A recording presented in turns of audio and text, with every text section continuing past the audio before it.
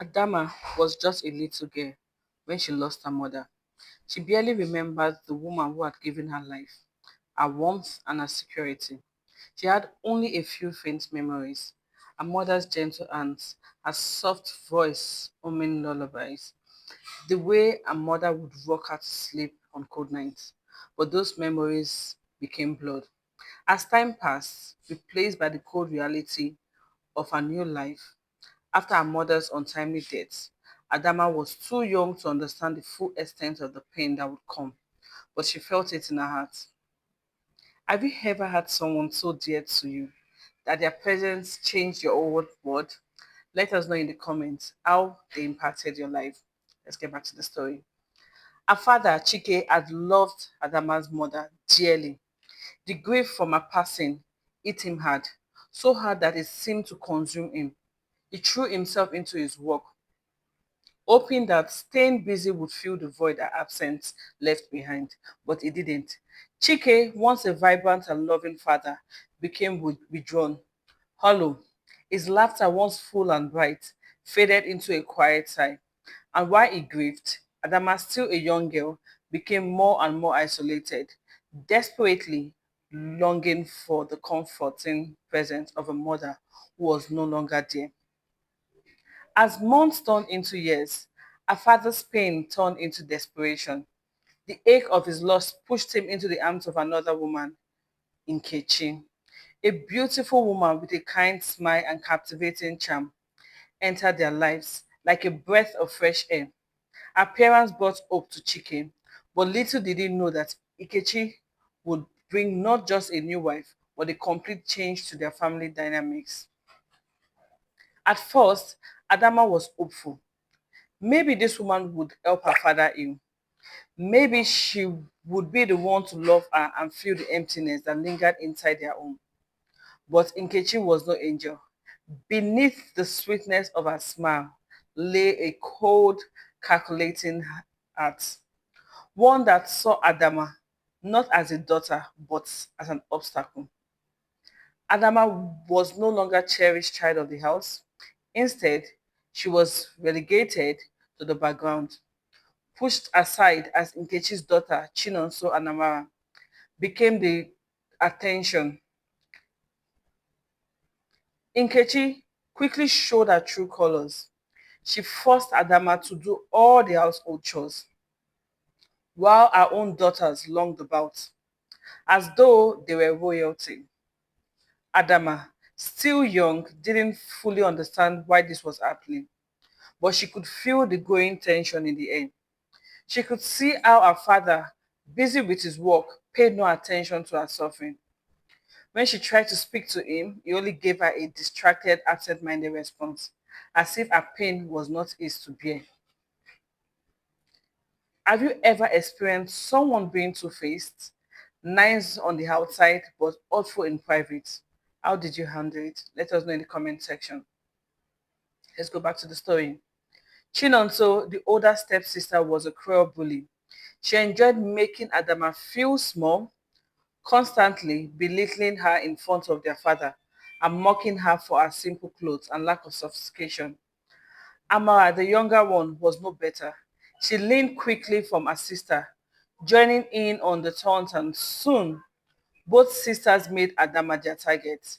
The bully started with little things, throwing her school books on the floor, making fun of her appearance, or refusing to let her sit at the dining table. But it soon escalated into something much more powerful. They would openly call her names, tell her she wasn't wanted, and say that her mother's death had been a blessing because it had allowed their mother to marry her father and give them a life of luxury. Adama was lonely, confused, and crushed by the weight of her situation. Her father, unaware of the torment she was enduring, would praise Chinonso and Amara for their academic achievements or their behavior, all the while completely blind to the hurt his own daughter was going through. She cried herself to sleep most nights, asking why things had turned out the way they had.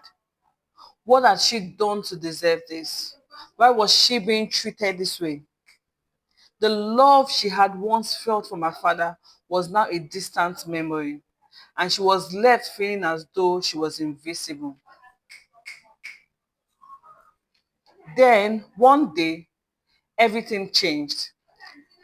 Adama's father, Chike, had been ill for some time, though no one, not even Adama, had known the full extent of his sickness. He had been hiding it from everyone, trying to push through the pain. But despite his best efforts, his body could not fight the illness. One fateful morning, she received a call while she was at school, a call that would shatter her world. Her father had passed away in his sleep. The news hit her like a bolt of lightning. Her nails buckled, and the world around her spun. Her heart ached in ways she didn't know were possible, and the tears that flowed from her eyes seemed endless. The funeral was a blow to Adama.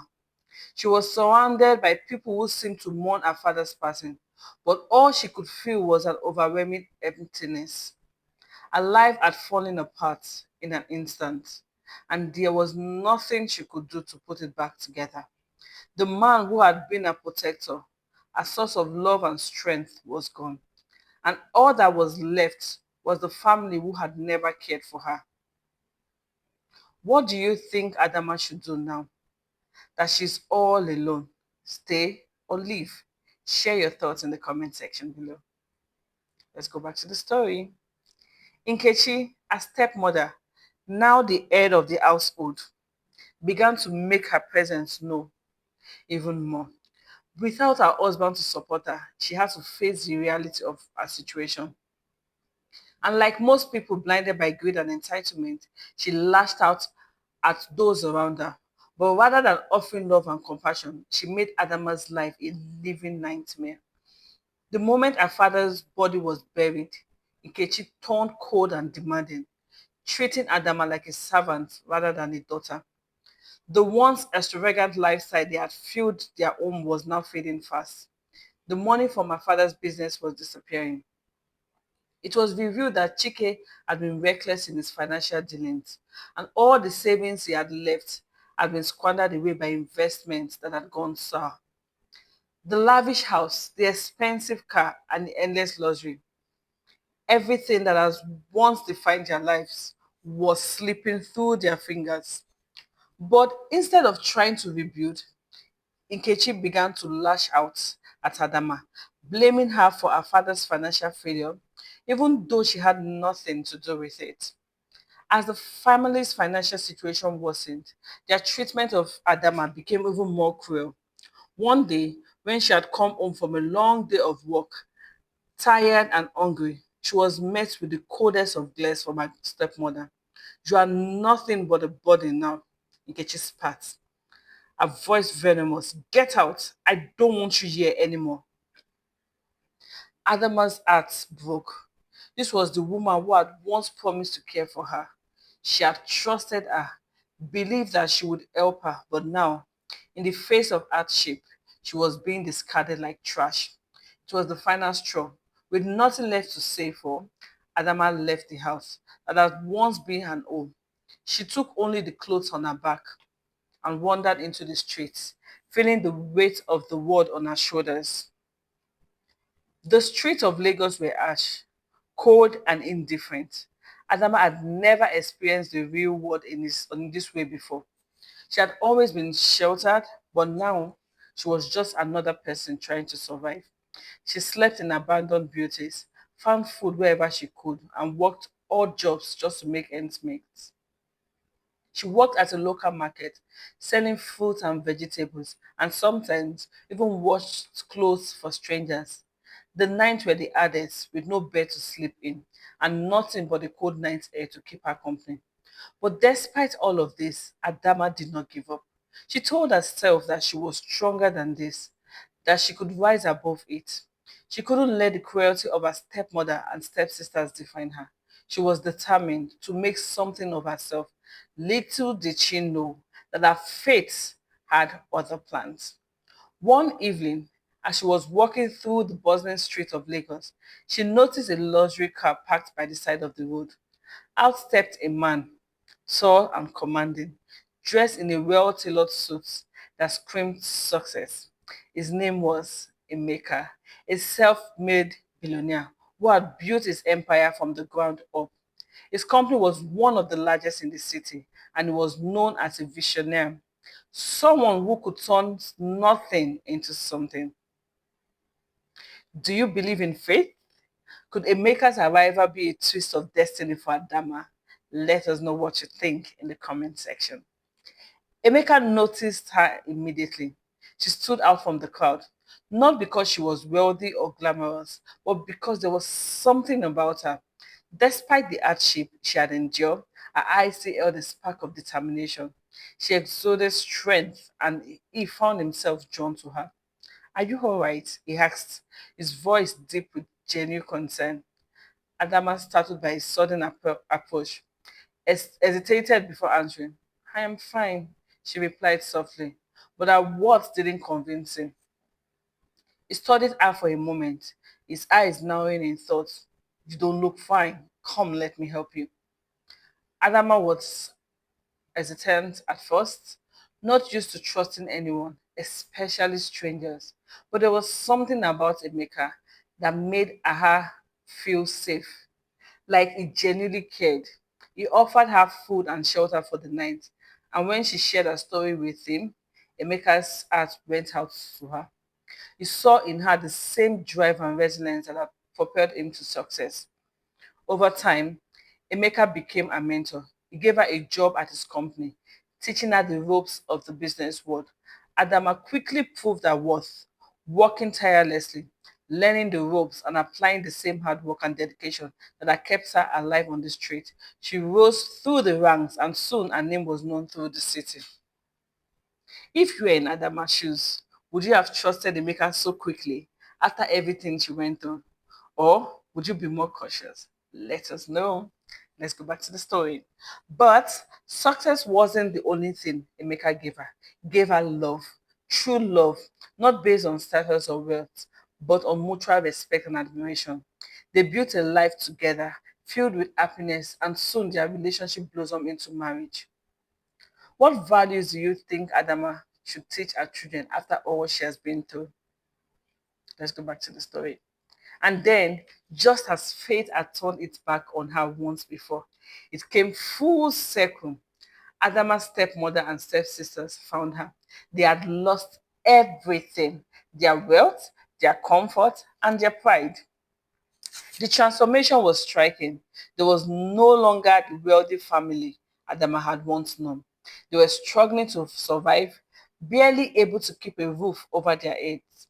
It was then that they realized the full extent of their mistakes. They had lost everything and now had nowhere to run to.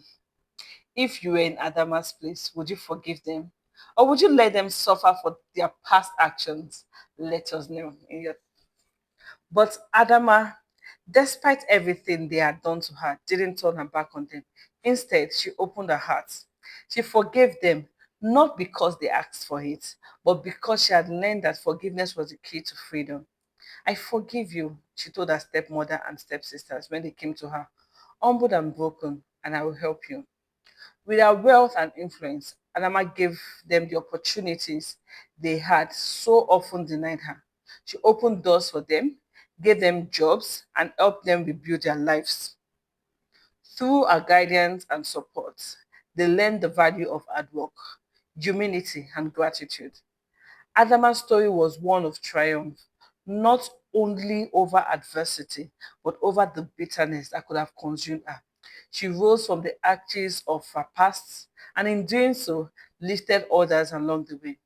The woman who had once been cast aside and mistreated now stood as a symbol of resilience, strength, and compassion. In the end, her success wasn't just measured in wealth or status, but in the life she touched. Adama had learned that true power wasn't in holding on to resentment, but in the ability to forgive and lift others up from the depth of their mistake. Now, what's the biggest lesson you have learned from Adama's story? Tell us in the comment section. I will be reading and responding to everyone. If you love this story, do not forget to subscribe, like, and share. and watch my other stories. Have a wonderful day.